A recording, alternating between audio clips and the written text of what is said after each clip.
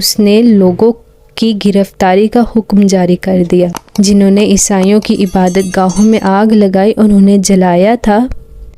مسلمانوں کی ایک جماعت اس سلسلہ میں گرفتار ہوئی اور سلطان کے سامنے پیش کی گئی کہ وہ ان کے لیے سزا تجویز کرے۔ سلطان نے چند پرچیوں پر یہ الفاظ لکھے: کوڑے کی سزا، ہاتھ پاؤں کاٹنے کی سزا، قتل کی سزا، اور یہ پرچیاں گرفتار شدگان پر پھینک دی گئیں۔ جس کے حصہ میں جو پرچی آئی اس کے لیے وہی سزا نافذ کرنے کا حکم جاری ہوا جو اس میں لکھی تھی۔ قتل کی پرچی ایک شخص پر پڑی۔ اس نے کہا، خدا کی قسم میں قتل ہونے سے نہیں ڈرتا، لیکن رہ رہ کے مجھے اپنی ماں کا خیال آتا ہے۔ میرے بعد اس کا کوئی سہارا نہیں رہ جائے گا۔ میری نہ کوئی بہن ہے اور نہ ہی کوئی بھائی اور نہ کوئی عزیز